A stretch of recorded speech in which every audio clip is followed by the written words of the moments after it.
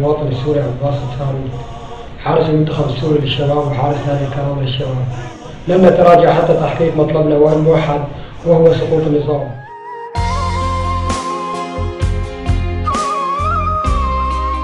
ذبحونا وذبحوا العالم.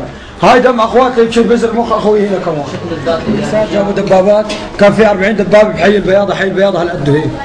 40 دبابه كانت.